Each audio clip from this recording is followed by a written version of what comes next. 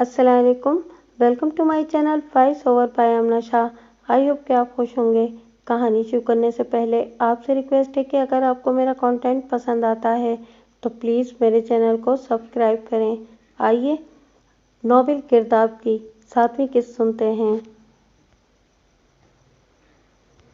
मगर शहरयार खुद अच्छी तरह पूरे कमरे का जायजा ले चुका था। यहाँ कोई भी ऐसी शय मौजूद नहीं थी जिसके पीछे माँ बानों को छुपाया जा सकता। आप इधर आ जाएं। मास्टर आफ्ताब, जो चौधरी इफ्तिखार के आने की इतला देने के बाद खामोश खड़ा, माँ बानों का जुमला सुनकर फौरन ही मुस्तैद हो गया। उसने तख्ता स्याह के करीब जाकर इसको निचले सिरे से पकड़कर उठाया। तख्ता स्याह दीवार में मुकम्मल तौर पर फिक्स नहीं था। इसके सिर्फ ऊपरी हिस्से को स्क्रू की मदद से दीवार में फिट किया गया था। इसलिए जब मास्टर आफ्ताब ने निचले सिरे को उठाया तो वो अच्छा खासा ऊपर उठ गया। इस उठे हुए हिस्से से दीवार में मौजूद खिड़की साफ नजर आ रही थी। इस खिड़की को देखकर माँ बानों के चेहरे पर जिंदगी की लहर दौड़ उठी। शहरयार भी खिड़की देखकर तेजी से आगे बढ़ा और उसका पट खोल दिया। दूसरी तरफ एक रिहायशी कमरा नजर आ रहा था जो यकीनी तौर पर मास्टर आफ्ताब और उसके साथी टीचर के तसर्रुफ में था। खिड़की जमीन से कदरे बुलंद थी। शहरयार ने माँ बानों को सहारा दिया और वो इसके सहारे से दूसरी तरफ कूद गई। शहरयार ने फुर्ती से खिड़की बंद कर दी। इसके कानों ने बाहर जीप रुकने की आवाज़ सुन ली थी। मास्टर आफ्ताब ने तख्ता स्याह के निचले सिरे को एहतियात से दोबारा दीवार पर टिका दिया। माँ बानों को फरार का रास्ता फराहम करने वाली खिड़की गायब हो गई। इसी वक्त दरवाजे पर दस्तक हुई। मास्टर आफ्ताब ने आगे बढ़कर दरवाज़ा खोल दिया। सामने ही चौधरी इफ्तिखार अपने मुंशी के साथ खड़ा था। अस्सलामुअलैकुम चौधरी साहब। मास्टर आफ्ताब ने चौधरी को सलाम किया, जिसे अनसुनी करके वो कमरे में दाखिल हो गया। मास्टर आफ्ताब ने मुनासिब समझा कि वो खुद बाहर चला जाए। आइए आइए चौधरी साहब, आपने क्यों जहमत की? मैं खुद यहाँ से फारिग होने के बाद आपकी हवेली पर मुलाकात के लिए आता। शहरयार ने तपाक से चौधरी इफ्तिखार का इस्तकबाल किया। उसूलन तो आपको पहले वहीं आना चाहिए था।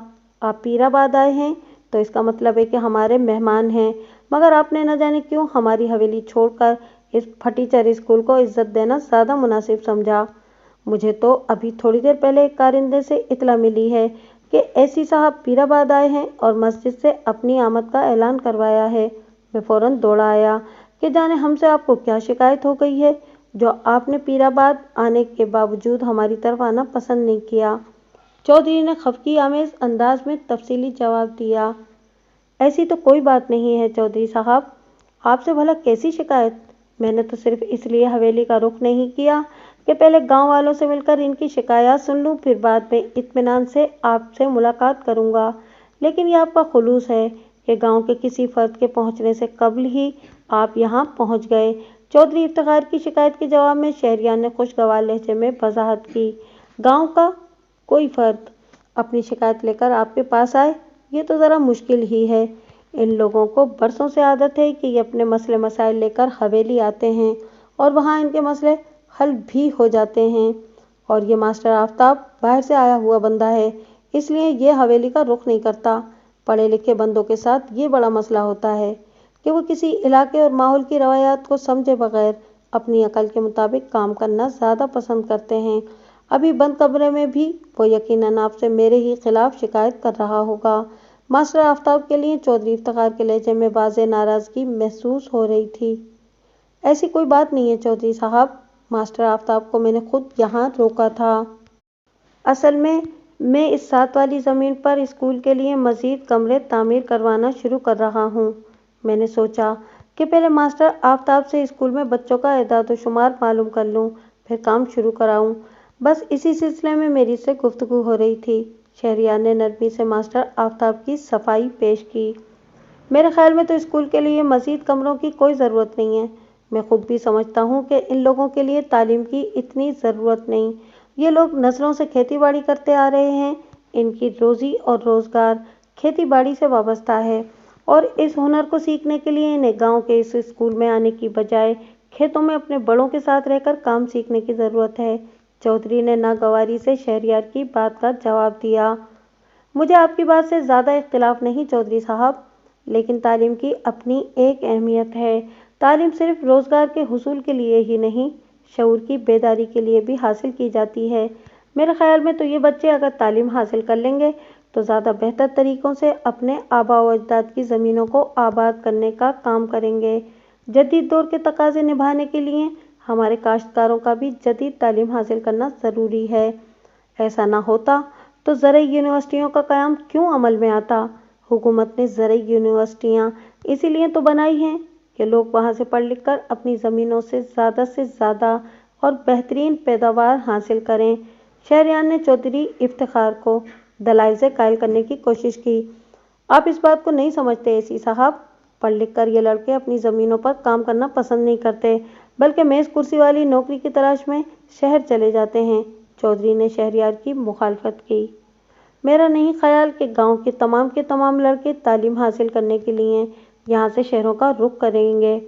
شہر اتنی بڑی تعداد میں دیہاتوں سے آنے والے تمام افراد کو روزگار فراہم نہیں کر سکتا۔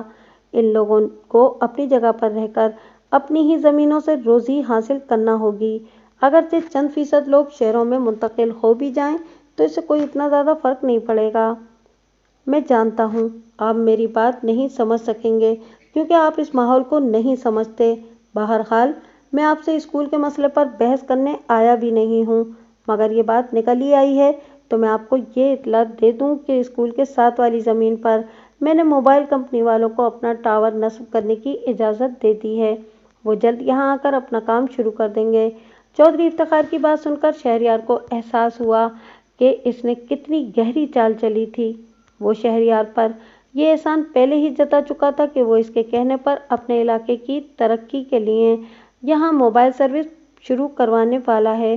اب اس نے اپنا دوسرا کارڈ بھی شو کر دیا تھا۔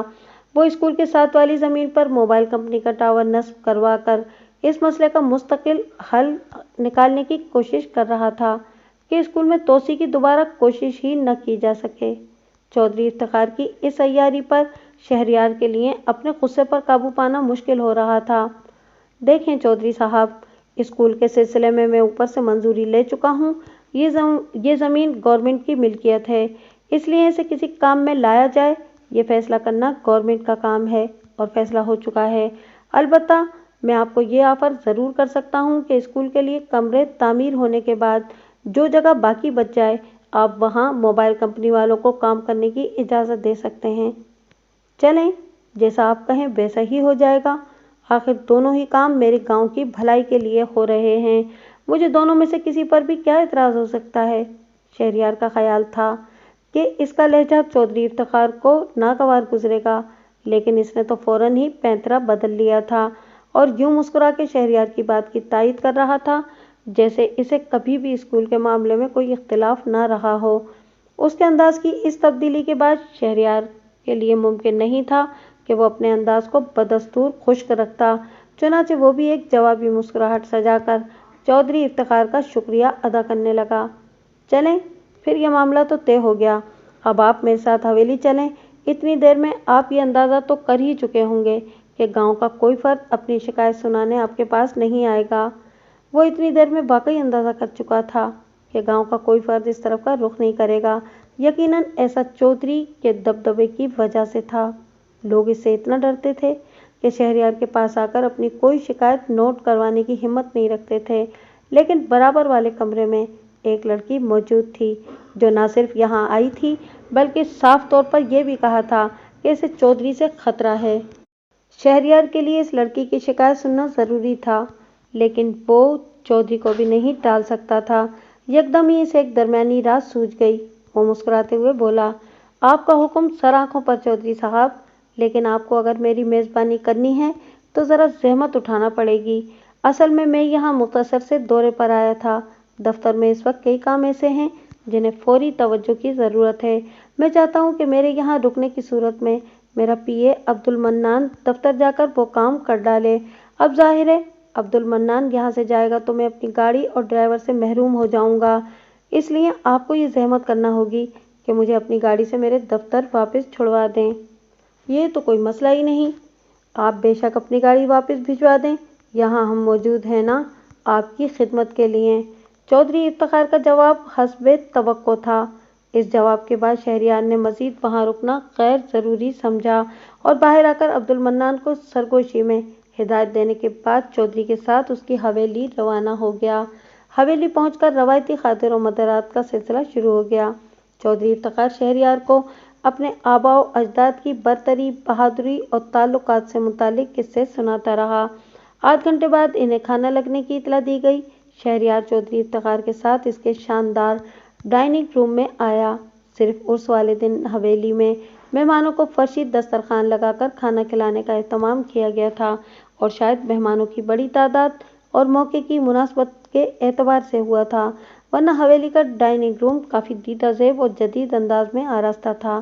اس سے پہلے شکار پر جانے کے موقع پر بھی وہ اس ڈائننگ روم میں آ چکا تھا اور اس ڈائننگ ٹیبل پر لذت کام و دہن کے لیے بہت سے لوازمات موجود تھے۔ چودھری کے اصرار پر وہ اس منو سلوا سے لطف اندوز ہونے لگا۔ کھانا ابھی اختتام کو نہیں پہنچا تھا کہ منشی اللہ رکھا کچھ پریشان سا ڈائننگ روم میں داخل ہوا۔ کیا بات ہے منشی؟ چودھری نے ناگواری سے منشی کی طرف دیکھتے ہوئے پوچھا۔ چودھری صاحب، غیاث محمد آیا ہے، منشی اللہ رکھا نے آہستہ سے بتایا۔ کیوں؟ ابھی تھوڑی دیر پہلے ہی تو وہ اور اس کی گھر والی یہاں سے گئے تھے۔ اگر کوئی مسئلہ ہے یا انہیں کوئی کمی لگ رہی ہے تو تم اس معاملے کو نپٹا دو، مجھے کیوں ڈسٹرب کر رہے ہو؟ چودھری کا لہجہ کچھ اور بھی سخت ہو گیا۔ مسئلہ کچھ اور ہے چودھری صاحب، منشی سہمے ہوئے لہجے میں بولا اور پھر چودھری افتخار کے قریب جا کر اسے سرگوشی میں کچھ بتایا۔ یہ کیسے ہو سکتا ہے؟ تم سب طرف اپنے بندے دوڑا دو، بس کے اڈے سے معلوم کرو، اور اگر تمہیں معلوم نہ ہو تو غیاث محمد سے فیصل آباد کا پتہ لے کر ادھر آدمی بھجواؤ۔ اسے اگر یہاں سے نکلنے میں کامیابی ہو گئی تو زیادہ سے زیادہ فیصل آباد تک ہی جا سکتی ہے۔ منشی کی سرگوشی کے جواب میں چودھری افتخار غضبناک ہو کر ہدایات دینے لگا۔ منشی اس کی ہدایات پر سر ہلاتا ہوا تیزی سے باہر نکل گیا۔ خود چودھری افتخار کا یہ عالم تھا کہ پورا چہرہ ٹماٹر کی طرح سرخ ہو رہا تھا اور وہ اپنے ساتھ رکھے کھانے سے بے نیاز ہو گیا تھا۔ خیریت تو ہے چودھری صاحب؟ آپ کچھ پریشان نظر آ رہے ہیں۔ شہریار جو کچھ معاملے کی نوعیت کو سمجھ رہا تھا، لہجے میں تشویش سمو کر اس سے پوچھنے لگا۔ خیریت ہی ہوگی، چودھری افتخار کو دھوکہ دے کر نکل جانا اتنا آسان نہیں ہے۔ اس کا لہجہ کسی سانپ کی پھنکار سے مشابہ تھا۔ اگر آپ کو میری مدد کی ضرورت ہے تو میں حاضر ہوں، شہریار نے پیشکش کی۔ شکریہ اسی صاحب، معاملہ ذرا ذاتی نوعیت کا ہے، بہرحال میں اس سے نبٹ لوں گا۔ اس کے انداز سے ظاہر تھا کہ وہ مشکل سے خود پر ضبط کر کے بیٹھا ہے۔ شہریار نے مزید کوئی سوال نہیں کیا اور اپنی پلیٹ میں باقی رہ جانے والا کھانا جلدی جلدی ختم کر کے کھانے سے ہاتھ کھینچ لیا۔ ڈائننگ روم سے باہر نکلنے کے بعد اس نے چودھری افتخار سے واپسی کی درخواست کی۔ چودھری شاید خود بھی یہی چاہتا تھا، اس لیے اس نے شہریار کے مزید رکنے پر اصرار نہیں کیا اور فوری طور پر اس کی واپسی کے لیے گاڑی مہیا کر دی۔ ہاں عبد المنان، کیا بتایا اس لڑکی نے اپنے بارے میں؟ شہریار نے واپس پہنچنے کے بعد عبد المنان سے سب سے پہلے ماں بانوں کے متعلق ہی استفسار کیا۔ اس نے مجھے زیادہ تفصیل تو نہیں بتائی سر، اس نے صرف اتنا بتایا ہے کہ اسے چودھری افتخار کی طرف سے خطرہ درپیش ہے اور وہ ہمارے پاس اس لیے آئی ہے کہ ہم گاؤں سے نکلنے میں اس کی مدد کریں۔ وہ ایک چھوٹا سا بیگ بھی اپنے ساتھ لے کر آئی تھی۔ میں نے مناسب سمجھا کہ زیادہ دیر پیر آباد میں نہ رکوں، اس لیے میں اس کو اپنے ساتھ لے کر یہاں آ گیا ہوں۔ اس کا اصرار تھا کہ میں اسے فیصل آباد جانے والی کسی بس میں سوار کروا دوں، لیکن میں آپ کی مرضی کے بغیر اس کی یہ فرمائش پوری نہیں کر سکتا تھا، اس لیے میں نے اسے روک لیا، عبد المنان نے شہریار کو بتایا۔ یہ تم نے بہت اچھا کیا۔ چودھری کو بھی اچھی طرح اندازہ تھا کہ یہ لڑکی پیر آباد سے نکلنے کے بعد فیصل آباد کا ہی رخ کرے گی۔ کچھ دیر پہلے اس نے میرے سامنے ہی اپنے بندوں کو فیصل آباد جانے کا حکم دیا تھا، شہریار نے پرسوچ انداز میں عبد المنان سے کہا۔ چودھری افتخار کی دعوت پر حویلی جانے سے اسے کم از کم یہ فائدہ ضرور ہوا تھا کہ اتفاقاً ہی صحیح، چودھری افتخار کے خلاف مدد مانگنے آنے والی لڑکی کی اس بات کی تصدیق ضرور ہو گئی تھی کہ وہ چودھری کی طرف سے خطرے کا شکار ہے۔ لڑکی کہاں ہے عبد المنان؟ میں اس سے ملنا چاہتا ہوں، اور ہاں یہ بتاؤ کہ اسے تمہارے ساتھ یہاں آتے ہوئے کسی نے دیکھا تو نہیں؟ نو سر، پیر آباد میں ماسٹر آفتاب اور یہاں میرے اور مشابرم خان کے علاوہ किसी को लड़की के बारे में इल्म नहीं है। गेट पर चौकीदार ने अगर देखा भी होगा तो ये अंदाज़ा नहीं कर पाया होगा कि हमारे साथ आने वाली लड़की कौन है। शहरयार के सवाल पर अब्दुल मन्नान ने उसे तसल्ली दी और खुद बाहर निकल गया। थोड़ी देर बाद वो वापस आया तो माँ बानो उसके साथ थी। वो अब भी सहमी हुई लग रही थी और उसने चादर को बहुत मजबूती से अपने गिर्द लपेटा हुआ था। बैठो, शहरयार ने नरमी से इसे अपने सामने रखी कुर्सी पर बैठने का हुक्म दिया। वो झिझकती हुई इस अंदाज से बैठ गई कि लगता था कि अगले ही लम्हे उठकर बाहर निकल जाएगी। आराम से बैठो और मुझे तफसील से अपना मसला बताओ। तुम जो कुछ बताओगी वो मेरे अलावा किसी और के इल्म में नहीं आएगा और मैं कोशिश करूंगा कि तुम्हारी हर मुमकिन मदद की जाए। शहरयार ने उसका अंदाज देखते हुए नरमी से उसे मुतमईन करने की कोशिश की। शहरयार की बात से इशारा पाते हुए अब्दुल मन्नान कमरे से बाहर निकल गया। हाँ, अब बताओ क्या मसला है? शहरयार ने एक बार फिर इसरार किया। चौधरी इफ्तिखार बहुत बुरी फितरत का आदमी है। मैं आपसे बस इतना चाहती हूँ कि आप इससे बचाकर मुझे फैसलाबाद मेरे घर पहुँचा दें। ये आपका मुझ पर बड़ा एहसान होगा। तो क्या तुम पीराबाद की रहने वाली नहीं हो? शहरयार माँ बानो की बात सुनकर चौंका। नहीं। माँ बानो ने नफ़ी में सर हिलाया और बोली, मैं फैसलाबाद में रहती हूँ। पीराबाद में अपनी बहन की शादी में शिरकत के लिए आई थी। मेरे अब्बा ने शादी के बाद ज़बरदस्ती मुझे रोक लिया कि 2-4 दिन रुक कर माँ का हाथ बटा दो, फिर मैं खुद तुम्हें फैसलाबाद छोड़ आऊँगा। मैं चौधरी इफ्तिखार के खौफ से रुकना नहीं चाहती थी और माँ बाप के इसरार पर रुकना पड़ा, पर मेरा खौफ सही था। चौधरी ने मौका देखकर मुझे पाने की कोशिश शुरू कर दी और अब तो मेरे माँ बाप भी मुझे इस बदनीयत इंसान के हवाले करने पर तैयार हो गए हैं। आप बस मुझे फैसलाबाद पहुँचा दें, वहाँ बेबे और अब्बा मेरे साथ ये जुल्म नहीं होने देंगे। रुंधी हुई आवाज़ में अपना मसला बताते हुए माँ बानो ने एक बार फिर शहरयार से इसरार किया। देखो, तुम बिल्कुल शुरू से और ज़रा तफसील से मुझे सारी बात बताओ। तुम्हारी बातों से मैं पूरी तरह समझ नहीं पा रहा हूँ कि फैसलाबाद और पीराबाद में से असल में कौन सी जगह तुम्हारे माँ बाप रहते हैं और तुम किस वजह से चौधरी इफ्तिखार से इतनी खौफजदा थीं। शहरयार ने माँ बानो के जवाब पर कुछ उलझकर उससे दरियाफ्त किया। पूरी तरह मेरी बात समझने के लिए आपको मेरा बैकग्राउंड समझना पड़ेगा। माँ बानो ने उसकी तरफ देखते हुए आहिस्ता आहिस्ता उसे सारे हालात से आगाह कर दिया। आज चौधरी ने मेरे माँ बाप को हवेली बुलवाया हुआ था। वो लोग मेरी बहन ज़ोहरा को मेरी निगरानी पर छोड़कर गए थे। ज़ोहरा ने मेरी हालत देखी तो रह न सकी और कहने लगी कि तुम मुझे गुसलखाने में बंद करके यहाँ से निकल जाओ। मैं कह दूंगी कि मैं नहाने गई थी। मुझे मालूम नहीं हुआ कि कब माँ बानो बाहर से गुसलखाने की कुंडी लगाकर घर से निकल गई। मैंने बहन के कहने पर अमल किया। अभी मैं घर से निकली ही थी कि मस्जिद से ऐलान हुआ कि एसी साहब गांव में मौजूद हैं। अगर गांव के किसी फर्द के साथ कोई मसला है तो वो स्कूल आकर एसी साहब से मिल सकते हैं। इस ऐलान को सुनकर मुझे ख्याल आया कि जो एसी खुद गांव आकर गांव वालों के मसाइल सुनने में दिलचस्पी रखता है वो यकीनन अच्छा इंसान होगा। बस इसीलिए मैं स्कूल पहुंच गई। मुझे ये भी डर लग रहा था कि कहीं बस के अड्डे पर पहुंचने से पहले ही कोई मुझे रास्ते में ही न धर ले, इसलिए आपकी मदद लेना मुझे ज़रूरी मालूम हुआ। मैंने आपके पीए से दरख्वास्त की थी कि वो मुझे फैसलाबाद जाने वाली बस में बिठा दे, लेकिन जाने क्यों उन्होंने मेरी बात नहीं सुनी और मुझे यहाँ ले आए।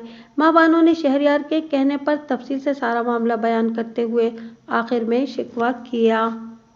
मेरा पीए एक अक्लमंद और तजुर्बेकार आदमी है। उसने बहुत अच्छा किया कि तुम्हें बस अड्डे पर नहीं ले गया। चौधरी इफ्तिखार ने सबसे पहले अपने बंदों को उसी तरफ दौड़ाया था। उसने फैसलाबाद भी अपने बंदे रवाना कर दिए हैं ताकि तुम जैसे ही वहां पहुंचो इनकी गिरफ्त में आ जाओ। आपको ये सब कैसे मालूम हुआ? माँ बानो ने शहरयार की फराहम करदा मालूमात पर मदहोश होकर पूछा। इत्तेफाक से चौधरी इफ्तिखार ने ये सारे अहकामात मेरे सामने ही दिए थे। इसके मुंशी ने वहाँ मेरी मौजूदगी के दौरान किसी कयास मोहम्मद नामी शख्स के आने की इतला देकर चुपके से चौधरी को कुछ बताया था, जो यकीनन उसने तुम्हारे गायब होने की इतला ही दी होगी, क्योंकि चौधरी एकदम बहुत गुस्से में आ गया था और उसने मुंशी को बस अड्डे पर और फैसलाबाद की तरफ बंदे दौड़ाने का हुक्म दिया था। میں نے اس وقت یہ اندازہ لگا لیا تھا کہ یہ سارے احکامات تمہارے سلسلے میں دیے جا رہے ہیں۔ اب تم سے بات کرنے کے بعد تو مجھے 1% بھی اپنے اندازے کی درستگی پر شک نہیں رہا ہے۔ شہریار نے ماہبانوں کو جواب دیا۔ اف خدا، میں اب کہاں جاؤں گی؟ فیصل آباد کے سوا تو میرا کوئی دوسرا ٹھکانہ بھی نہیں۔ ماہبانو پریشان ہو کر اپنا سر ہاتھوں میں تھام چکی تھی۔ وہ اپنے اس پریشان روپ میں بھی بہت دلکش لگ رہی تھی۔ شہریار نے اسے اس بار چودھری افتخار کے دادا کے عرس کے موقع پر دیکھا تھا۔ اس وقت بھی اس کے چہرے پر قدرے تھکن کے باوجود تر و تازگی اور شادابی تھی۔ وہ تر و تازگی اور شادابی آج کچھ ماند نظر آتی تھی۔ شاید مسلسل ڈپریشن اور خوف کی وجہ سے ایسا ہوا تھا۔ اس کے باوجود شہریار خود سے اعتراف کیے بغیر نہیں رہ سکا کہ وہ اب بھی بے حد قابل توجہ ہے۔ چودھری افتخار یوں ہی بلا وجہ ہی تو اس کے لیے پاگل نہیں ہوا تھا کہ اپنی ابتدائی کوششوں کی ناکامی کے بعد سیدھے سیدھے شادی کی بات پر آ گیا تھا۔ حیثیت کے اعتبار سے تو ماہبانو چودھری کے پاسنگ بھی نہیں معلوم ہوتی تھی، لیکن اس کا حسن اتنا بھرپور تھا کہ چودھری نے اپنے سے بے حد نچلی حیثیت کے خاندان میں رشتہ جوڑنا منظور کر لیا تھا۔ اس کیس نے چودھری کی شخصیت کا ایک اور رنگ شہریار پر ظاہر کر دیا تھا۔ وہ شخص اپنے لوگوں کے معاشی اور معاشرتی استحصال کے ساتھ ساتھ ان کی عزتوں کا بھی دشمن تھا۔ حکمرانی کے زوم، دولت کے نشے اور ہوس نے اسے اس بری طرح جکڑ رکھا تھا کہ وہ 2 بیویاں رکھنے کے باوجود اس پر خود سے بے حد چھوٹی سی لڑکی کو حاصل کرنے کا جنون سوار ہو گیا تھا۔ شہریار ان سارے خیالوں میں ڈوبا ہوا تھا۔ ماہبانو نے اس کی خاموشی پر گھبرا کر باقاعدہ سسکنا شروع کر دیا۔ اس کی سسکیوں کی آواز سن کر شہریار اس کی طرف متوجہ ہوا۔ مت رو، تم تو بہت بہادر لڑکی ہو۔ اب تک تم نے سارے حالات کو بہت بہادری سے فیس کیا ہے۔ اب بھی ہمت سے کام لو۔ مشکلات کا مقابلہ کرنے کے لیے انسان کو آنسوؤں کی نہیں بلکہ ہمت کی ضرورت ہوتی ہے۔ شہریار کو اس کا رونا بے چین کر رہا تھا، اس لیے وہ اسے تسلیاں دینے لگا۔ اس کی تسلیوں پر ماہبانو نے خود پر قابو پانے کی کوشش کی اور چادر کے پلو سے رخساروں پر ڈھلک آنے والے آنسو صاف کرنے لگی۔ شہریار نے اپنی ٹیبل پر رکھا ہوا پانی کا گلاس اٹھا کر اس کی طرف بڑھایا۔ ماہبانو نے تھام لیا اور وہ 2 گھونٹ پانی پینے کے بعد گلاس واپس میز پر رکھ دیا۔ اب وہ خود کو سنبھال چکی تھی، لیکن نم نم سی آنکھوں میں اتر آنے والے سرخ ڈوروں نے اس کی آنکھوں کو اور بھی پرکشش بنا دیا تھا۔ شہریار نے اس کی آنکھوں کی کشش سے نظریں چراتے ہوئے انٹرکام پر عبدالمنان کو اندر آنے کا حکم دیا۔ عبدالمنان، فوری طور پر اس لڑکی کے کسی محفوظ جگہ رہنے کا بندوبست کرنا ہے، کسی ایسی جگہ جہاں یہ چند دن خاموشی سے رہ سکے، پھر میں دیکھوں گا کہ اس سلسلے میں کیا کیا جا سکتا ہے۔ فی الحال ہمارے سامنے سب سے اہم مسئلہ اس کے لیے کسی محفوظ مقام کی فراہمی ہے۔ عبدالمنان کے اندر آتے ہی شہریار نے اس سے کہا، میں خود بھی اس معاملے پر سوچتا رہا ہوں سر۔ اگر اس کیس میں چودھری افتخار ملوث نہیں ہوتا تو کوئی مسئلہ نہیں تھا، لیکن چودھری کی وجہ سے ہمیں بہت احتیاط سے کام لینا ہوگا۔ میرے خیال میں تو ہمارے علاقے میں کوئی بھی جگہ ان محترمہ کے لیے مناسب نہیں رہے گی۔ اس پورے ضلع میں چودھری کا اچھا خاصا اثر و رسوخ ہے۔ اس کے بندے آرام سے ان صاحبہ کو تلاش کر لیں گے، اس لیے بہتر ہوگا کہ ہم انہیں فوری طور پر لاہور کے کسی دارالامان میں منتقل کر دیں۔ بعد میں کسی NGO وغیرہ کی مدد سے اس معاملے کو اٹھایا جا سکتا ہے۔ عبدالمنان نے شہریار کو مشورہ دیا جو اسے مناسب معلوم ہوا۔ ٹھیک ہے عبدالمنان، ایسا ہی کر لیتے ہیں۔ لیکن اسے لاہور کس کے ساتھ بھجواؤ گے؟ اس کام کے لیے بھی تو کسی اعتماد کے بندے کا انتخاب کرنا ہوگا۔ مشاورم خان ہے نا سر، اس پر آپ آنکھیں بند کر کے اعتماد کر سکتے ہیں۔ میں اس کو صورتحال اچھی طرح سمجھا دوں گا، ساتھ ہی دارالامان کی انتظامیہ کے نام ایک خط بھی لکھ دوں گا تاکہ وہ لوگ ان محترمہ کی موجودگی کو مکمل طور پر صیغہ راز میں رکھیں۔ شہریار کی تشویش کے جواب میں عبدالمنان نے اسے تسلی دی۔ ٹھیک ہے، تم جس طرح مناسب سمجھو اس کیس کو ہینڈل کر لو، شہریار نے عبدالمنان کو جواب دیا۔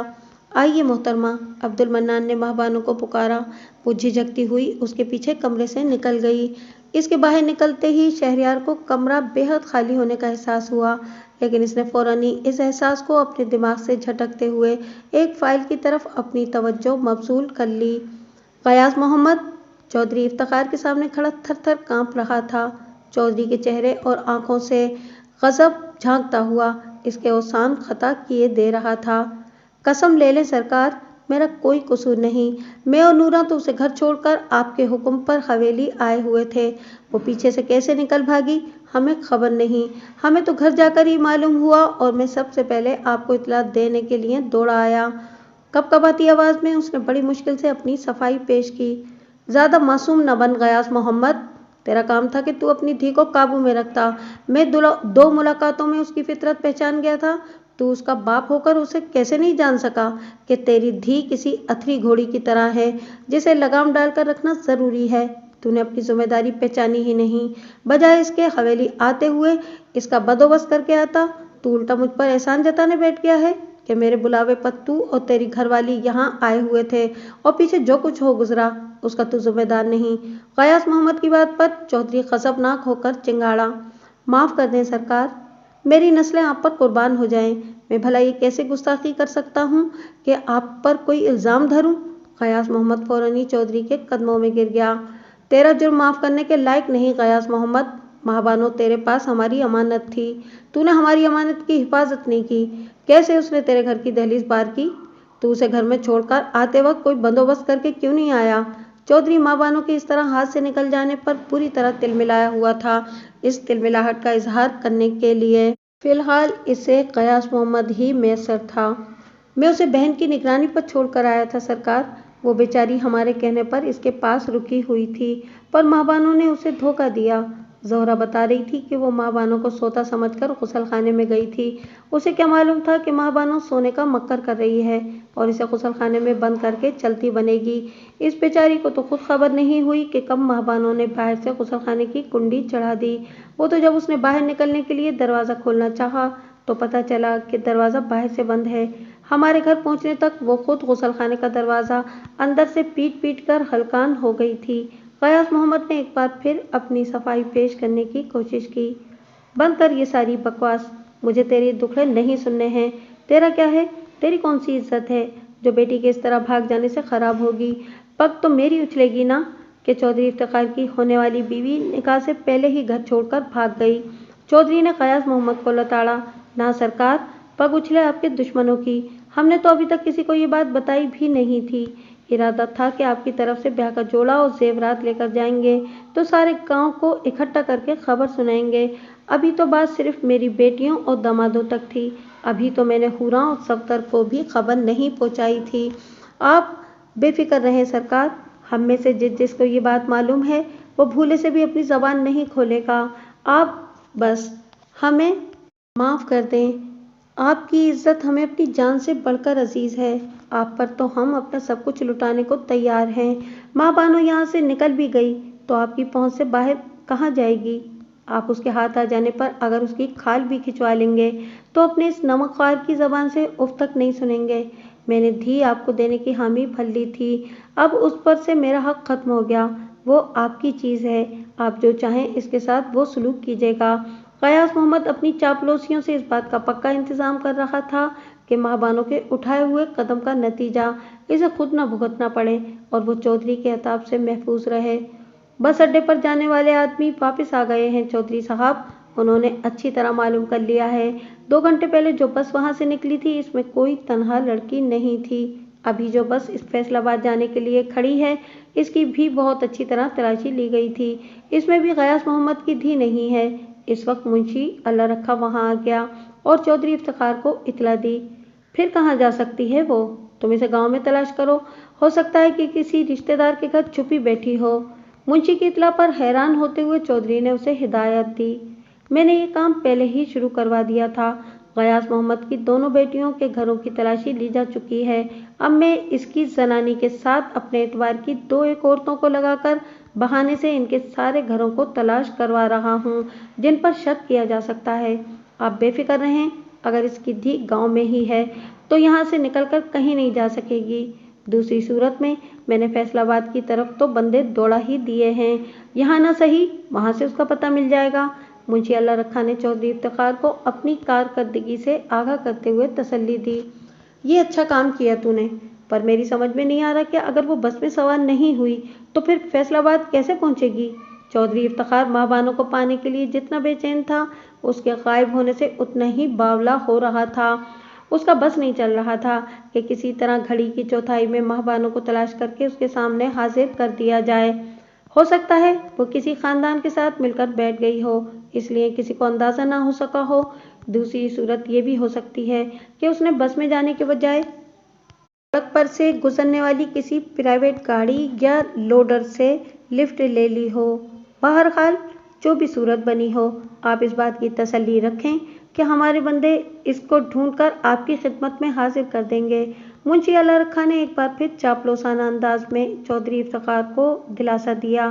چودھری افتخار فی الحال اس تسلی پر ہی بھروسہ کر سکتا تھا، چنانچہ منشی کی بات پر ایک ہنکارا بھر کر رہ گیا۔ میرے لیے کیا حکم ہے سرکار؟ غیاث محمد نے ہاتھ جوڑتے ہوئے چودھری افتخار سے پوچھا۔ تو جا اور جا کر کہیں سے اپنی دھی کو تلاش کر، اگر وہ نہیں ملی تو سمجھ لینا کہ تیرا انجام اچھا نہیں ہوگا۔ چودھری افتخار نے قہرناک لہجے میں فیصلہ سنایا۔ غیاث محمد اس فیصلے کو سن کر کانپ اٹھا اور لرزتا ہوا چودھری افتخار کے قدموں میں گر گیا۔ رحم سرکار رحم، میں آپ کا نمک خوار ہوں، میری بدبخت اولاد کی کرنی کی سزا مجھے نہ دیں۔ وہ بدنصیب تھی جو آپ کی بخشی ہوئی عزت کی قدر نہیں کر سکی۔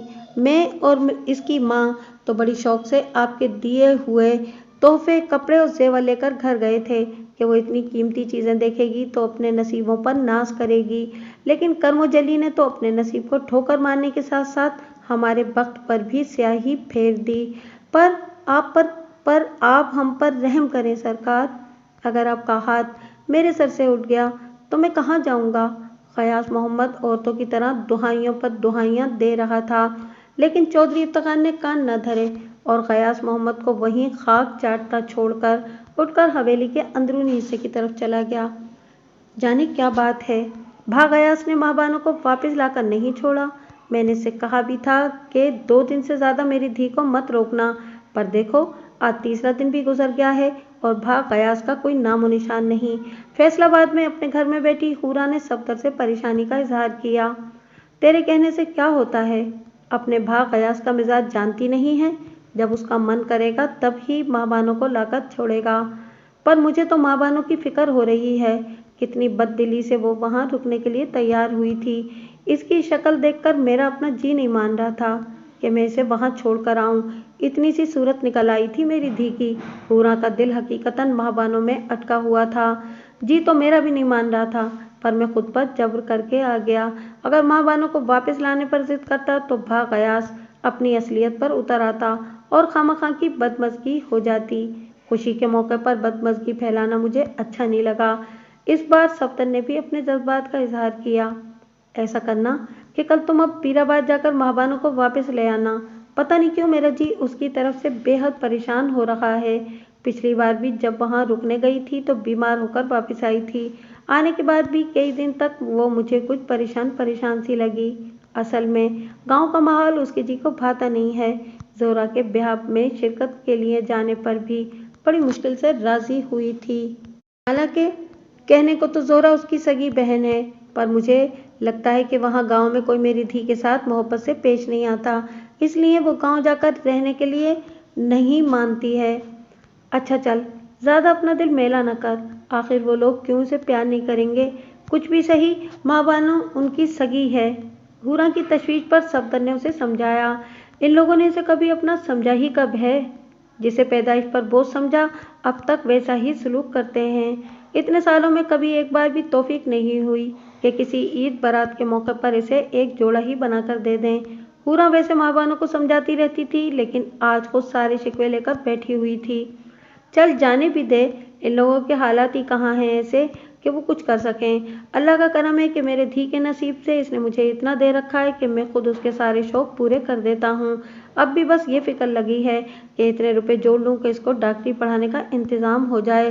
صفدر حورا کو ٹوکتے ہوئے بات کا رخ بدلنے لگا۔ ہاں، پڑھنے کا تو اسے بڑا شوق ہے۔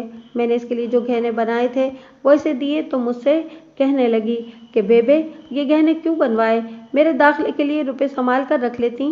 میں نے بھی کہہ دیا کہ یہ تیرے اور تیرے ابے کا معاملہ ہے، داخلے واخلے کا انتظام وہ خود کرے گا، میرے ذمے تو تیرا بیاہ کرانا ہے۔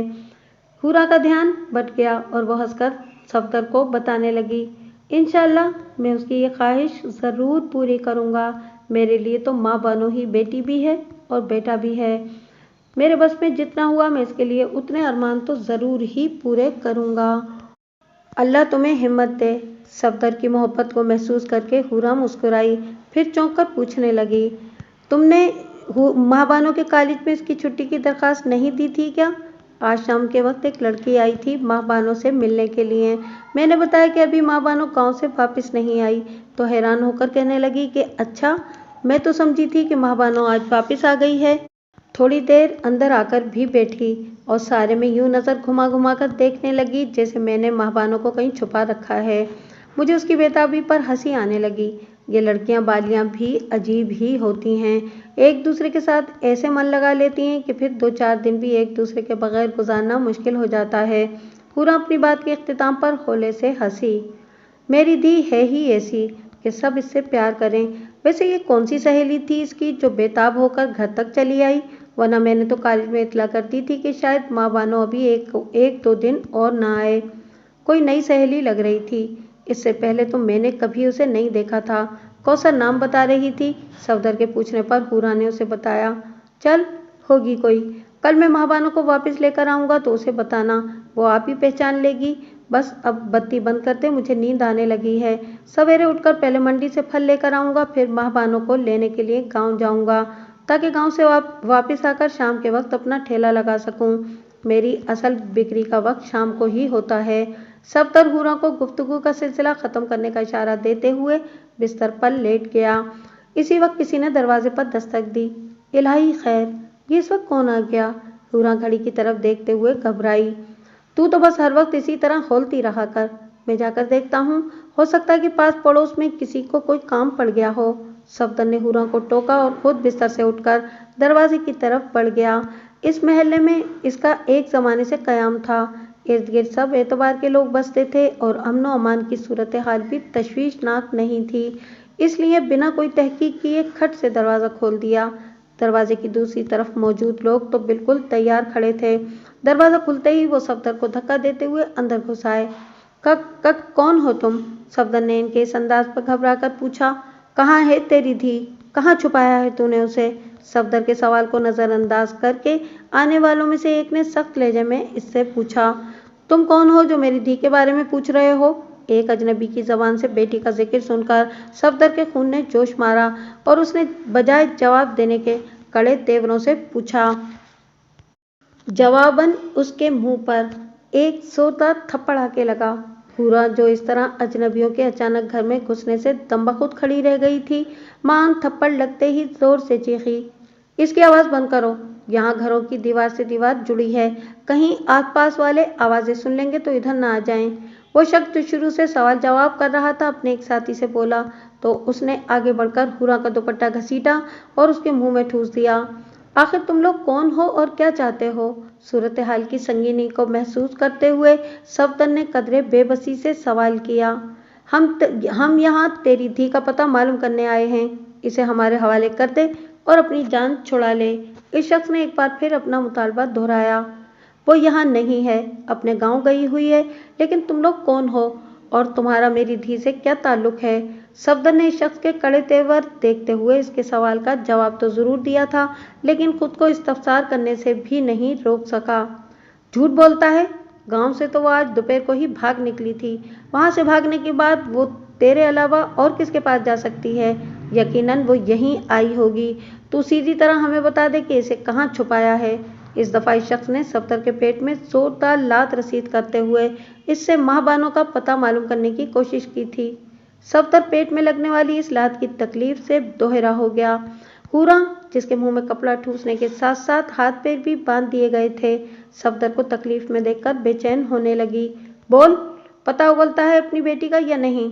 अगर तूने सीधी तरह से मेरे सवाल का जवाब नहीं दिया तो मैं तेरे हलक में हाथ डालकर पेट से अंतड़ियां खींच लूंगा। सफदर की तकलीफ की परवाह किए बगैर इस शख्स ने पे दर पे से कई मुक्के और लातें रसीद की और अपना सवाल दोहराया। मैं सचमुच नहीं जानता कि मेरी धी कहाँ है। मैं इसे गांव में छोड़कर आया था। तुम लोग कहते हो कि वो गांव से भाग गई है। यकीनन इसने ऐसा तुम्हारी वजह से ही किया होगा। अब कान खोलकर मेरा जवाब सुन लो। अव्वल तो मुझे मालूम नहीं कि वो कहाँ है। لیکن اگر مجھے معلوم بھی ہوتا تو میں ہرگز تم جیسے ظالموں کو اس کا پتہ نہ بتاتا۔ صفدر جو ابتدا میں ذرا خوفزدہ ہو گیا تھا اس بار بے جگری سے بولا، تو میری نرمی کی وجہ سے اتنا زور دکھا رہا ہے تو ٹھیک ہے، پھر میں بھی دیکھتا ہوں کہ تجھ میں کتنا زور ہے اور تو کب تک میرے سامنے جم سکتا ہے۔ اس شخص کا لہجہ اچانک ہی بہت بھیانک ہو گیا۔ اس نے اپنے ساتھیوں کی طرف اشارہ کیا تو انہوں نے صفدر کو دبوچ لیا اور ایک چرپائی دیوار کے ساتھ کھڑی کر کے صفدر کو اس کے ساتھ باندھ دیا۔ اس کا منہ بھی کپڑا ٹھونس کر بند کر دو، یہ اگر زبان بند رکھنا چاہتا ہے تو مجھے بھی شوق نہیں اس کی چیخوں سے محلے والوں کو جمع کرنے کا۔ صفدر کو چرپائی کے ساتھ باندھنے والوں نے اس حکم کی بھی پھرتی سے تعمیل کی۔ اب کمرے میں مکمل خاموشی تھی۔ اس خاموشی کو چاقو کھلنے کی کڑکڑاہٹ نے توڑا۔ یہ چاقو اس شخص نے اپنی جیب سے برآمد کیا تھا اور اب آنکھوں میں خط درجہ صفحہ کے لیے صفدر کی طرف بڑھ رہا تھا۔ صفدر ایک عام سا آدمی تھا۔ یہ منظر دیکھ کر اس کے پسینے چھوٹ پڑے۔ حورا بھی رحم طلب نظروں سے اس شخص کی طرف دیکھنے لگی، لیکن وہ تو جیسے اپنا کوئی من پسند کھیل شروع کرنے جا رہا تھا۔ چنانچہ ان دونوں کی کیفیت کو نظر انداز کر کے صفدر کے قریب پہنچا اور اپنا چاقو والا ہاتھ بلند کر کے پوری قوت سے چاقو صفدر کے بازو میں گھونپ دیا۔ تکلیف کی شدت کے باعث صفدر کا جسم بری طرح تڑپا اور بازو سے پھوٹتے خون کے دھارے کے ساتھ ساتھ آنکھوں سے آنسو بھی نکل آئے۔ اس کے منہ میں کپڑا نہ ٹھوسا ہوتا تو یقیناً اس کے حلق سے بہت کربناک چیخ بلند ہوتی۔ چیخ کا راستہ تو بند تھا، پر چہرے پر چھائے تاثرات اس کے کرب کی داستان بیان کر رہے تھے۔ صفدر کی یہ حالت دیکھ کر حورا کی آنکھوں سے بھی آنسو جاری ہو گئے۔ اس بڑھیا کا منہ کھولو، اگر یہ اپنے شوہر کو تکلیف سے بچانا چاہتی ہے تو پھر اسے اپنی دھی کا پتہ بتانا ہوگا۔ حورا کی کیفیت نے اس کی صفدر سے محبت کو عیاں کر دیا تھا، اس لیے اس سفاک انسان نے اپنے سوال کے جواب کے لیے اب اسے استعمال کرنے کی کوشش کی۔ اس کی ہدایت پر حورا کے سر پر کھڑا آدمی اس کے منہ میں ٹھسا دوپٹہ نکالنے لگا۔ خبردار، جو منہ کھلنے کے بعد اپنی زبان آواز ذرا بھی بلند کی تو اگر تمہاری آواز نکلی تو میں اس کی جان نکال دوں گا۔ حورا کا منہ کھلنے سے پہلے اسے دھمکی دے دی گئی تھی۔ یہ سچ کہہ رہا ہے، ہمیں نہیں معلوم کہ ماہبانو کہاں ہے، ہم اسے گاؤں میں ہی چھوڑ کر آئے تھے۔ منہ میں کپڑا ٹھوسے جانے کے باعث حورا کا حلق بری طرح خشک ہو گیا تھا، پھر بھی اس نے ہمت کر کے آواز نکالی اور اس شخص کو سمجھانے کی کوشش کی۔ رد عمل میں اس شخص نے اپنا ہاتھ ایک بار پھر بلند کیا۔ اس بار صفدر کا دوسرا بازو اس کا نشانہ بنا تھا۔ صفدر اس دوسرے وار پر اس بری طرح تڑپا کہ چرپائی اس کا بوجھ سہار کر کھڑی نہ رہ سکی۔ نتیجتاً صفدر اسی حالت میں زمین پر گرا کہ چرپائی کا پورا بوجھ اس کے اوپر تھا۔ اللہ کے واسطے رحم کرو، میں اللہ اور اس کے رسول پاک صلی اللہ علیہ وآلہ وسلم کی قسم کھا کر کہتی ہوں کہ ہم لوگوں کو ماہبانوں کے بارے میں کچھ خبر نہیں۔ حورا نے صفدر کی حالت دیکھ کر بلک بلک کر روتے ہوئے یقین دلانے کی کوشش کی۔ اس بار اس کی کوشش کسی حد تک کامیاب رہی۔ وہ شخص فرش پر چرپائی کے نیچے پڑے ہوئے صفدر پر مشق ستم کرنے کے بجائے حورا کی طرف متوجہ ہوا اور اسے غور سے دیکھتے ہوئے بولا، اگر وہ تمہارے پاس نہیں آئی تو اس جگہ کا پتہ بتاؤ جہاں وہ جا سکتی ہے۔ مجھے نہیں معلوم، ہماری ساری برادری گاؤں میں ہی رہتی ہے، یہاں میں اور صفدر تنہا ہیں، اس گھر کے سوا وہ کہیں نہیں جا سکتی۔ حورا نے پوری سچائی سے جواب دیا تھا جس پر یقین نہیں کیا گیا۔ بڑھیا ہمیں جلانے کی کوشش کر رہی ہے، چرپائی سیدھی کر کے کھڑا کرو، یہ لوگ خود اپنا بھلا نہیں چاہتے تو میں کیا کر سکتا ہوں؟ اس شخص نے دھیمی آواز میں غرا کر حکم دیا۔ اس کے حکم کی تعمیل کی گئی۔ چرپائی سے بندھے ہوئے صفدر کی گردن ڈھلکی ہوئی تھی اور اس پر ایک بڑا سا گھومڑ نظر آ رہا تھا۔ یہ گھومڑ یقیناً چرپائی سمیت منہ کے بل گرنے سے آیا تھا۔ وہ نہ تو کوئی عادی مجرم تھا اور نہ ہی مجرموں سے مقابلہ کرنے کی استطاعت رکھتا تھا۔ چنانچہ ذرا دیر کے اس بدترین تشدد نے اس کی حالت تباہ کر دی تھی۔ خون کے بے تحاشا اخراج اور تکلیف کی شدت نے اس پر غشی طاری کر دی تھی۔ رحم کرو اس پر، تمہارا ظلم اس کی جان لے لے گا۔ صفدر کی حالت دیکھ کر حورا بلبلائی، اگر میں تم لوگوں کی زبان کھلوا کر تمہاری دھی کا پتہ نہیں معلوم کر سکا تو چودھری صاحب ہماری جان لے لیں گے۔ حورا کی التجا کا بے حد رکھائی سے جواب دیا گیا، کون چودھری صاحب؟ کیا چودھری افتخار عالم شاہ؟ حورا چونکی، ہاں وہی، तेरी धी ने गांव से भागकर इनके गजब को ललकारा है। हूरा के सवाल का जवाब अस्पात में आया। माँ बानों का क्या ताल्लुक चौधरी इफ्तिखार आलम शाह से? हूरा हैरत से बुड़बुड़ाई। चौधरी साहब का दिल आ गया था उस पर, लेकिन वो तो खुद को कोई ऊंची शय समझती है। अब अपने माँ प्यू का हाल देखेगी तो तीर की तरह सीधी हो जाएगी। माँ प्यू कुर्बान अपनी धी पर। इसकी इज्जत के बदले अगर हमारे जिस्म के टोटे टोटे भी हो जाएं तो हमें दुख नहीं होगा। हूरा ने बेसाख्ता ही जवाब दिया, जो यकीनी तौर पर सुनने वाले को पसंद नहीं आया।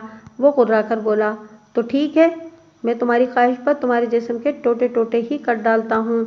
वो हूरा के करीब आया और उसका मुंह अपने हाथ से अच्छी तरह दबोचने के बाद चाकू उसके दाएं कान पर रखकर हाथ को जुम्बिश दी। तेज धारी चाकू ने लम्हे भर में हूरा के कान को उड़ा दिया। मुंह अच्छी तरह गिरफ्त में होने के बावजूद उसके हलक से घुटी घुटी चीखें बरामद हुईं। इसे होश में लाओ, अब बुढ़िया धी से मोहब्बत का सबूत देगी और ये हमारे सवालों का जवाब देगा। सफदर की तरफ इशारा करते हुए उसने अपने साथी को हुक्म दिया और खुद हूरा का दुपट्टा दोबारा से उसके मुंह में ठूस दिया। कटे हुए कान की तकलीफ से हूरा की हालत गैर हो रही थी। कान से बहकर आने वाला खून उसकी गर्दन पर से गुजरता हुआ गिरेबान में जज्ब होकर उसे भिगो रहा था। हाँ भाई बुड्ढे, बोल, कुछ बताएगा या मैं इस बुढ़िया का भी तेरी तरह हाल करूं? सफदर के मुंह पर पानी डालकर उसे होश में लाने के बाद पूछा। सफदर, जो खुद पर किए गए तशद्दुद की वजह से ही तबाहाल हो रहा था, हूरा की हालत देखकर बिल्कुल ही ढह गया। मत करो इतना जुल्म, हमें सचमुच तुम्हारे सवाल का जवाब नहीं मालूम। सफदर बाकायदा आंसुओं के साथ रो पड़ा। बाले, मुझे लगता है कि इन लोगों को सचमुच कुछ मालूम नहीं। तू ऐसा कर कि इससे लड़कियों की सहेलियों वगैरह के पते मालूम कर। हो सकता है वो डरकर यहाँ आने के बजाय अपनी किसी सहेली के घर चली गई हो। अब तक की सारी कार्रवाई के दौरान बाले नामी शख्स के अहकामात की पैरवी करने वाले दोनों अफराद में से एक ने अपनी खामोशी को तोड़ते हुए तजवीज़ पेश की। इस तजवीज़ को कबूल करते हुए बाले ने यही सवाल सफदर के सामने दोहराया। माँ बानों की एक सहेली तो इसी गली के आखिरी मकान में रहती है, बाकी के पते मुझे ज़बानी याद नहीं। माँ बानों की डायरी से मिल जाएंगे, लेकिन मेरे ख्याल में तो माँ बानों अपनी किसी सहेली के घर नहीं जा सकती। इसकी अपनी किसी सहेली से इतनी बेतकल्लुफ़ी नहीं कि वो ज़्यादा देर किसी के घर रुक सके। सफदर हूरा की हालत देखकर खौफजदा हो गया था।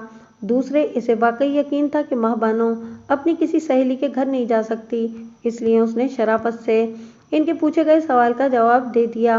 लेकिन जवाब के साथ जो इजहार ख्याल किया था उसने बाले को एक बार फिर मुश्तइल कर दिया। वो सफदर के सर हो गया कि अगर माँ बानो अपनी किसी सहेली के घर नहीं गई तो फिर ऐसे किसी जगह का पता बताए वो, जहाँ वो मिल सके। सफदर के पास इस सवाल का जवाब नहीं था। नतीजतन बाला इस पर और हूरा पर मुसलसल तशद्दुद करता गया। हूरा इस तशद्दुद की ताब ना लाकर दम तोड़ गई। नीम जान सफदर से भी जब कुछ मिलने की उम्मीद नहीं रही तो बाले ने इसकी शहरक पर चाकू चलाकर इसकी जिंदगी का चिराग गुल कर दिया। इन दोनों खरमा नसीब मियाँ बीवी की लाशें अगली सुबह महल्ले वालों ने दरियाफ्त करके पुलिस को खबर कर दी। मुझे और नाहिद को आज लाहौर भिजवाने का इंतज़ाम कर दें चौधरी साहब। वो किस लिए? चौधरी इफ्तिखार अपनी सोचों में गुम था। बड़ी चौधरानी ने आकर ये मुतालबा किया तो बेख्याली में पूछ बैठा। सनोवर को आज अस्पताल में दाखिल होना है।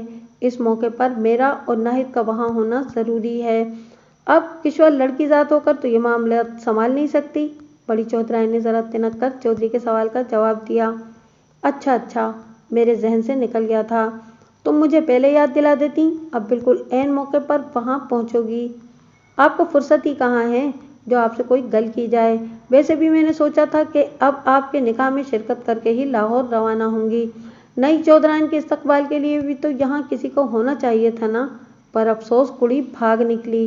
बड़ी चौधरानी के लहजे में बड़ी काट और इस्तेहज़ा था। चौधरी इफ्तिखार तिलमिला उठा और धाड़ कर बोला, मुंह बंद रख अपना।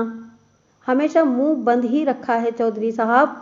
आप मुझ पर सोतन लाकर बिठाते रहे, लेकिन मैंने कभी जबान से उफ नहीं किया। मैं जानती थी कि आप एक औरत पर गुजारा करने वाले आदमी नहीं। फिर मेरी बड़ी उम्र की वजह से भी आपका दिल मेरे साथ नहीं लगा। इसलिए जब आपने नाहिद से ब्याह किया तो मैं खुद खुशी खुशी उसे ब्याह कर हवेली लाई। असमत की बार भी मैंने जबान नहीं खोली। नाहिद और असमत सोतने थीं, लेकिन इनके आने से कम ये एहसास नहीं होता था कि आपने किसी कमतर औरत को सोतन बनाकर मुझ पर ला बिठाया है। عصمت کے میکے والے زیادہ اونچی حیثیت کے نہیں تھے، لیکن عزت دار لوگ تو تھے۔ پر اس بار آپ نے جو فیصلہ کیا ہے، اس نے بڑا جی کو ماٹھا کیا۔ دنیا میں عورتوں کی کمی ہو گئی تھی کیا، جو آپ نے کمینوں کی اولاد کو حویلی کی مالکن بنانے کی کوشش کی؟ اگر جی آ بھی گیا تھا اس لڑکی پر تو یہ نکاح کا کھٹراک پالنے کی کیا ضرورت تھی؟ کیا میں نہیں جانتی کہ آپ اس سے پہلے بھی بغیر نکاح کے بہت کچھ کرتے رہے ہیں؟ اس بار بھی وہی کچھ کرتے، میری زبان پر کوئی شکوہ نہیں آتا۔ اب آپ نے دیکھ لیا نا کہ وہ کمزاد کیسے آپ کی عزت رول کر جانے کس کے ساتھ بھاگ نکلی ہے۔ کوئی تو ہوگا اس کا ایسا عاشق جو اسے آپ کے نکاح میں آنے سے پہلے ہی لے کر بھاگ نکلا۔ بڑی چودھرائن کو آج شاید زندگی میں پہلی بار اپنے دل کا غبار نکالنے کا موقع ملا تھا، چنانچہ وہ چودھری افتخار کے غصے کو خاطر میں لائے بغیر بولتی چلی گئی، جا کر سفر کی تیاری کر، میں ڈرائیور کو گاڑی نکلوانے کے لیے کہتا ہوں۔ بڑی چودھرائن کی کسی بھی بات کا جواب دیے بغیر چودھری افتخار نے قدرے نرمی سے اسے حکم دیا۔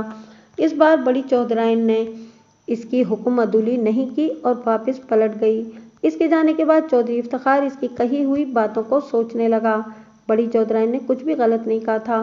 وہ اس اعتراض کو کرنے میں بھی حق بجانب تھی کہ چودھری افتخار نے ایک مزارے کی بیٹی کو اس کی سوتن بنانے کا فیصلہ کر کے اس کی توہین کی تھی۔ خود چودھری افتخار نے بھی کبھی نہیں سوچا تھا کہ وہ اتنی معمولی حیثیت کی لڑکی کو اپنی بیوی کا درجہ دے گا، لیکن اس روز ڈیرے پر ماں بانوں کی خود پر تیل چھڑک کر آنے اور آگ لگانے کی دھمکی دینے والی ادا چودھری افتخار کے دل کو بھا گئی۔ وہ جسے ایک کمزور لڑکی سمجھ کر اپنا مقصد حاصل کرنا چاہتا تھا، وہ اتنی جیدار نکلی کہ بلا خوف و خطر جان دینے پر تل گئی تھی۔ چودھری افتخار اس سے قبل ایسی کسی لڑکی سے واسطہ نہیں پڑا تھا۔ نکاحی بیویوں کے علاوہ اس کی خلوت میں آنے والی عورتیں تو بکاؤ مال ہوتی تھیں، یا وہ خوفزدہ اور بے بس عورتیں جو چودھری کے سامنے ڈھنگ سے احتجاج بھی نہیں کر پاتی تھیں، زیادہ سے زیادہ وہ چودھری کے سامنے گڑ گڑا کر اس سے رحم کی درخواست کرتی تھیں۔ چودھری ایسی کسی درخواست پر کان نہیں دھرتا تھا اور آخرکار عورت ہار مان لیتی تھی۔ پہلی بار اسے ماں بانو بھی انہی عورتوں میں سے ایک محسوس ہوئی تھی، لیکن دوبارہ ڈیرے پر اس نے جس جرأت مندی کا مظاہرہ کیا تھا، اس پر چودھری حیران رہ گیا تھا۔ اس نے سمجھ لیا تھا کہ حویلی میں ماں بانو کا تقریباً ہتھیار ڈال دینا فوری صدمے کے باعث تھا۔ اس رات وہ بہت گہری نیند سے جگائی گئی تھی، اس لیے چودھری افتخار کے سامنے ڈٹ کر کھڑی نہیں ہو سکی تھی، لیکن تب بھی موقع ملتے ہی اس نے جرأت مندی کا مظاہرہ کیا تھا اور چودھری افتخار کے منہ پر تھپڑ دے مارا تھا۔